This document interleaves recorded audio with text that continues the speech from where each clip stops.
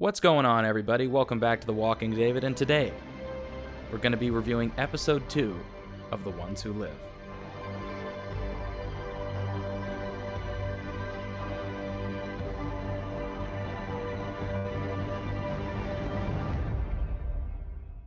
To the people out there with short attention spans, I liked it.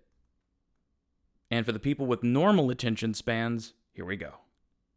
In the last episode, we got Rick's point of view of what's been going on over the last 5 or 6 years since he's gone missing. And in this episode, we see what's been going on the Michonne side of that coin. Ebony and ivory. I'm sorry, I blacked out. At the end of Walking Dead proper, we see Michonne discover a couple of people in a huge horde that she has to navigate through. She ends up helping these people get to their respective community. And this episode starts with her talking to those community leaders and trying to haggle to get like a horse and to get some supplies so that she can just keep going on her mission. Of course, that community tries to sway her to stay. Michonne decides to not do that and instead just keeps asking for a horse, I mean, it's kind of a very annoying scene because it kind of feels like you're watching Michonne deal with a used car salesman. You're just kind of like, she's not gonna buy that Honda Civic. You know, like, you're just like, knock it off, show. I mean, someone get this down. Is there a problem here? Yeah, that is my car. No, I bought it. Here's my receipt. The only thing you own is that crazy Hawaiian shirt. This is my vehicle. Hey, I need to see a manager. Right now! But through this very stilted dialogue scene, we get introduced to some of the new characters that we will be following during this episode. What are their names? I don't know. Does it matter? Of course it doesn't. If they aren't people that we've already known for an extended period of time, we shouldn't really get to know them all that well, except kind of by proxy, just because they're close to us. But other than that, we don't need to get a full backstory of everybody, and that shit drives me nuts because it's like, hey man, I get that the characters would want to learn their backstory, and that is a very human part, but we only have 6 episodes here, so let's cut the shit. Let's cut the fat, and let's get to the meat, okay? Let's get to that meat. Only dark meat and white meat. There's us and the dead. Ebony and ivory. It doesn't fit. It doesn't fit in this part of the video. There's actually a lot of ebony and ivory going on in this episode, but that's neither here nor there. One of the main characters that we get introduced to throughout this episode is a character called Nat. Why? Because they're small. And I'm going to eat my words here. I said back when I was watching the Walking Dead The Ones Who Live trailer, I didn't like Nat's squeaky voice and everything because I thought that was just a weird choice, and I think it was just a huge disservice to that actor. I have that actor's name. One sec. Matthew Jeffers.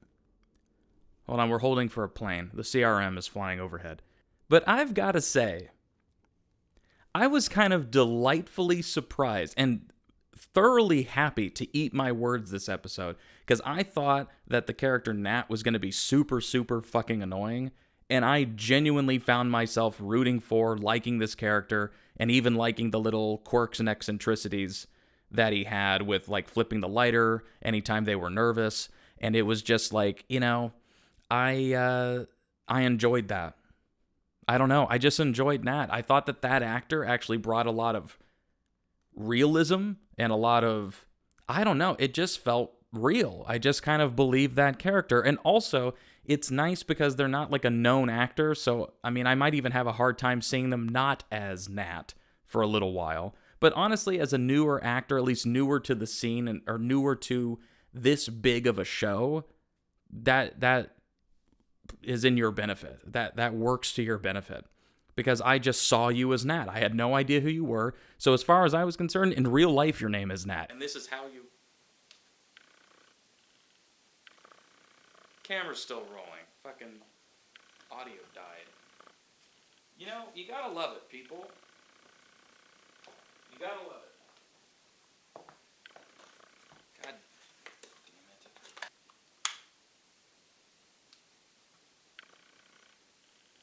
Hey everyone, we're back in business. I'm not trying to get you back in business. How you doing today, Lou? We're picking back up with our love of Nat. Since that audio died, it kind of killed my buzz a little bit, but I'm just going to say, Matthew Jeffers, I thought you did a great job as Nat. You really brought a lot of truth to that role, a lot of good humor. I just believed you. You are a talented actor, and thank you for your short time that you experienced on this show, for bringing it a little bit of new life before yours was immediately snuffed out. Spoilers, that's in the title.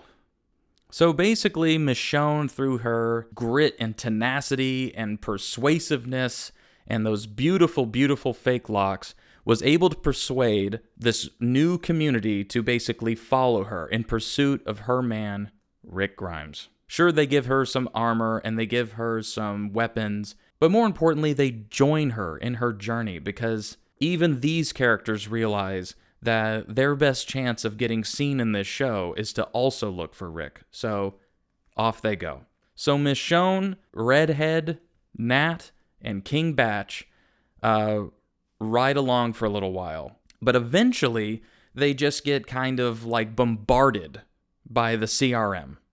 Okay? They get bombarded with mustard gas. This is where the episode kind of took a weird turn. I didn't know what they were going to do with this, because I was like, oh man, are we going to spend a lot of time dealing with them recovering, or is it just going to be like smoke grenades? Yellow smoke grenades for some reason, and the CRM is going to come back to this spot and find them? I don't understand why the CRM would bomb innocent people if they hadn't inadvertently discovered the secret city or something like that. Like, it's one thing if they see the secret city, see what's in there, and then you kill them to quiet the rumors that there is a secret city out there. That's different. But they just see people and they prevent that situation from even happening just by killing the innocent. So I understand the thinking, but I don't understand the thinking. I'm more leaning towards, yeah, they're just tyrants and belligerent, and they've gone too far. So we get, it's really weird, because if this was in the main show, like if Nat was a character in the main show, and there was this episode with Michonne and Nat recovering from getting bombed with mustard gas, I probably would have given the Walking Dead writers a lot more credit, because it feels small in scope, but you give these characters an opportunity to connect with each other. There's a lot of visual storytelling of them kind of going through the montages of trying to recover, using oxygen tanks, doing workouts, and trying to build themselves back up to where they have the energy to continue going on the journey. I really actually enjoyed that more than I thought that I would. And that is in no small part to Matthew Jeffers, who played Nat. No small part. I definitely thought that with Denai Guerrera as his scene partner, he really shined, and it helped Denai shine as well. And I've said this before, if you are surrounded as a good actor with good actors, everybody's performance is elevated, because everybody's bringing their A game. And I felt like Matthew and Denai really brought their A game in this episode. It kind of reminded me of that episode, I think it was in like late season 10 with Aaron and Gabriel, Father Gabriel. My name is Maze.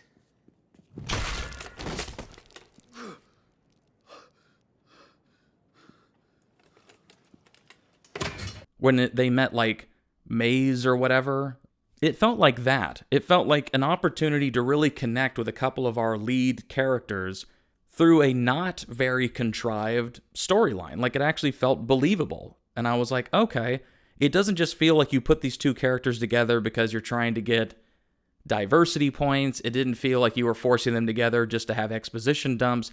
It felt like they genuinely were looking out for each other. I like the idea of showing the passage of time through the skylight.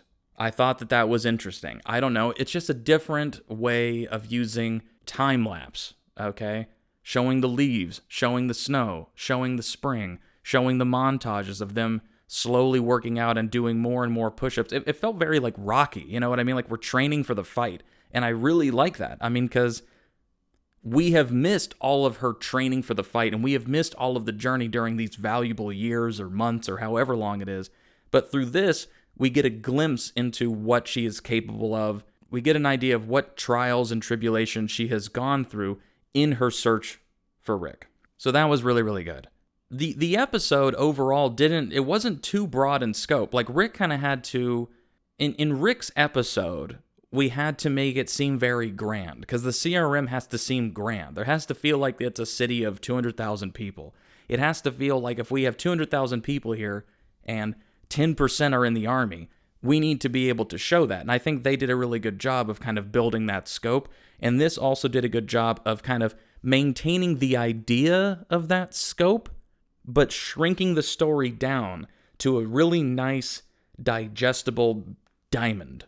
You know what I mean? It really whittled it down, which is good. That is what you want. You know, you want some big episodes to feel big and feel grand, but when you are small and you are focused, sometimes that's the sweet spot, okay? The sweet spot of a golf club. If the driver face is this big, the sweet spot is this big. And it felt like, yeah, you can use all of this in those bigger episodes to hit the ball, but when you hit that sweet spot, it goes the furthest. I appreciated that. I appreciated this episode for slowing things down, yet at the same time feeling like we're making progress and understanding what these characters have gone through to get to this point. Seeing the story in a sort of vantage point style, this POV of Michonne and Nat taking out the CRM helicopter that bombed them or gassed them before. I thought that was okay. I thought this sequence was a little wonky. I didn't love it, okay? It didn't feel super believable, but I was okay with it. I was willing to make the concessions because I was just kind of like, you know what? Close enough. We're making progress. Let's just keep going. I'm not going to get hung up on this, so let's just get to the point, okay? They take it down. So they take this helicopter down. We know on the inside that Okafor has just been obliterated like Dr. Manhattan style, just and is all over the walls. Rick is piloting the thing. It crashes. Michonne goes through, and they retroactively fixed her like taking off the mask and looking people in the eyes and then slitting their throats, because that is not what happened in the background when we were watching Rick, like crawling away or whatever. Yeah, we just see her slashing people willy-nilly. But in this episode, they kind of retconned that a bit and shot it properly. This is just because of the way shootings sometimes go. You know, you do the wide shot, which is really, really chaotic, and then when you're going in for coverage, you're going to shoot it a little bit more clean, and it looks more, planned out. That's what this was. So I'm forgiving of it. I really don't care. That's fine. We get to the point. She's looking in the eyes of them to see if it's Rick or see if it's anybody she knows. Slits their throat if it's not. Gets to the last one, and then we get our big reveal. As happy as I was, and I did find myself smiling when I saw them reunite, I felt like this actually was the worst part of the episode. I think the reason is because the hype behind the reunion made it to where almost nothing would work, to where any way that they reunited was just not going to work. It was going to feel a little bit cheesy, but even still, I think the way in which they did this, it could have been even more impactful if Michonne was seeing the guy running for the gun, she shouts something, and then Rick shouts something back, and she recognizes his voice, and they both kind of have the drop on each other. Michonne takes her helmet off, and then Rick takes his helmet off. And then you could have had Nat shoot Rick, like in the arm, or something like that. You know what I mean? Just to snap us out of that surreal moment. And then, kind of like what happened, like, remember when Andrea shot Daryl in the head? Like, we see Daryl kind of stumbling out. We have this eerie feeling thinking that Daryl is now a walker, because he looks like a walker. I mean, he's basically walking like he's half dead anyway. And then when he talks, the group that is closest to him realizes that he's okay, and they smile and kind of chuckle, and it's immediately broken by Andrea finally sniping somebody like she had been practicing with Shane in the earlier part of that episode. So she feels pride, and then she immediately hears Rick scream out, no. They could have and arguably should have done that with this. That's all I'm saying. They could have, and they do this all the time, you guys, for people who aren't aware. The time manipulation, like when things move in slow-mo, like there's an action scene, but a character, they're so adrenaline pumped that they're seeing it almost like Spider-Man, like everything's in slow motion or something like that. They could have done that a little bit more with this. I mean, both of their acting was great. I just felt like the way in which it was shot and how it was revealed just kind of was underwhelming. And maybe that's because this show knows what's coming, and so they go like, hey, it doesn't really matter if it's overwhelming, underwhelming. That's not the point of this. The reunion cannot stand for forever because Rick is going to have people looking for him. Rick now has these two people, and they can't let them know that Michonne's here. So although Rick wants to enjoy it, and it's surreal, he has to go right back to kind of playing this facade of being this soldier. I didn't like the writing where Rick is explaining to Michonne, like, you can't say that you know me, you can't say all this stuff, and Michonne is acting like she's confused, like why he would be saying that, and it's just like, hey man, you've been through a lot together, you should understand how serious he is. And I felt like this part of the scene was a little bit unnecessary. He should have just been like, I never told them about you because I'm not with these people and they're dangerous. So just go along with it, okay? And that should have just been it. And there shouldn't have, it was a lot of hemming and hawing and him having to over-explain where he's like, I've got to have my gun on you. They need to see that. Okay? But I do like the part where he's pointing there and it looks like he's shouting at her and he's going, I love you. Like, I like that part. I don't know. I just felt like as a helicopter is coming down shouting something that only she can hear, I think that's great. Hell, he could have done a title drop and you could have cut to the intro of the show right there. I hated that Nat died, though. I don't like building up characters just to have them be cannon fodder. I don't like that. Because Nat was a good character. It was probably the best side character that The Walking Dead has introduced in the last 5 years, at least in my opinion. And I actually liked it and believed it, and it was just a bummer to see them go that quick. It just bummed me out. Okay? But kudos to you, Matthew Jeffers. You made us all love you, and you made us hate the CRM for killing you. Okay? In one episode. Good on you, dude. Really good on you. Nice job. I hope you see this. Because if you watch any of my other reviews, you know that I don't say this all the time. I really don't. The rest of the episode after the reunion, although necessary to make some progress, I felt like they were rushing it a bit. Like they didn't really do enough fish out of water stuff with Michonne. She seemed just kind of like nobody's really looking at her different. She's just walking around with her consignee outfit on. I didn't really understand what they were going for. When Rick pulls her to the side and makes out with her, and then she discovers that he's lost a hand, and she wants to tell him about RJ, but doesn't. I'm just kind of like, this felt like it was good acting, but it felt like bad writing and rushed storytelling. Like that part should have had more time to breathe. And also, when he pulled her to the side, it should have been another dump of information. He shouldn't have risked kissing her or risked their lives for the sake of kissing her. I'm sorry. I don't care how much you've missed each other. He knows that this is life and death. If they realize how connected they are, they're either both dead or she's dead, because he still has some value, and they could just kill her and then he's got nothing. So, I mean, he would have Judith, but they both left Judith. So what does that tell you? And I don't understand why they're having Michonne play it like she just doesn't understand why Rick would do anything that he could to survive. And like she's going to resent him for giving up. When the dude tried to escape 4 times, unsuccessfully, he cut off his own motherfucking hand. I don't care what Michonne did. She didn't cut off her hand as a healthy person. It's not like Rick got bit and cut off his hand to survive. He cut off his hand just to get to you and risked almost dying multiple times just to get to you. And I get that she almost died along the way, but you understand what I'm saying?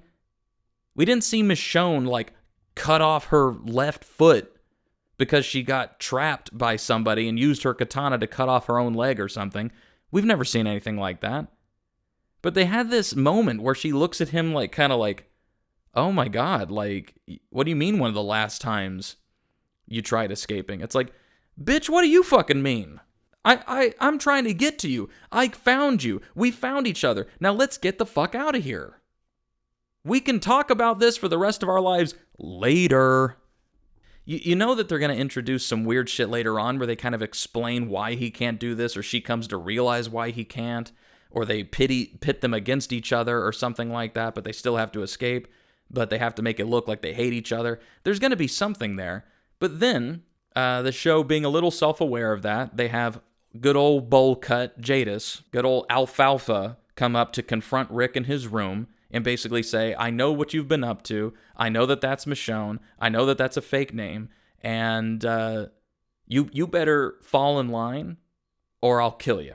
And I like that there was finally some tension again. It kind of reminded me like, yeah, there are stakes here. Because I was waiting for a scene like that to happen immediately after they made out with each other. Or waiting for a shot of somebody watching them and just not saying anything. They could have easily added a clip of Jadis like doing a little finger in season 7 and just kind of overlooking and seeing Rick and Michonne kissing each other and not even talking, didn't even hear what they said. She just saw that and let it happen and then surprised him later in his room. It felt like they almost set that up and then they probably cut it out just due to time. You know, also, when characters are making up a story, why make up something so complicated?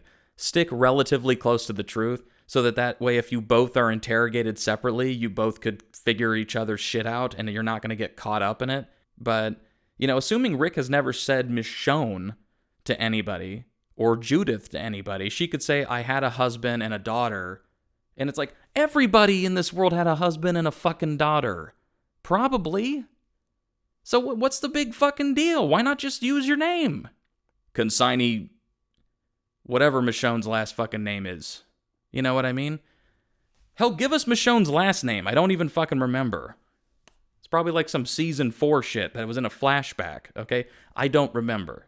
But, okay. So let's give an overall kind of assessment of this episode.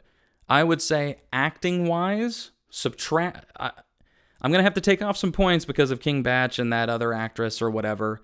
The actress was better than King Batch. Having King Batch in there just felt weird. He didn't fit in this. It didn't look like they were a couple. It was a very bad mismatch. They should have put me in there, okay? Let's be honest. They should have put me in there. So, I don't care if it's me being jealous. Fine, fuck it. I'm jealous. Should have been me, King Batch, okay? Love your comedy. Should have been me. That's all I'm going to say. I look more apocalyptic than you. Your beard is like perfectly trimmed, perfectly LA trimmed. But like with Nat and Michonne and factoring all that in, the acting I would give an 8. If you take out King Batch and that stuff and you just leave Michonne, Rick, Nat, I would say 8.5 in terms of the acting. In terms of the writing, I'm going to take off a little bit more points. I'm going to say that it's probably like a 7.5, something like that. I don't know. It just felt like it was kind of weak in spots, good in spots and weak in spots. Some of the Nat shit was really, really good. Like they had better dialogue with Nat and Michonne than they did with Michonne and Rick, okay? And it's just like, what are you going to do?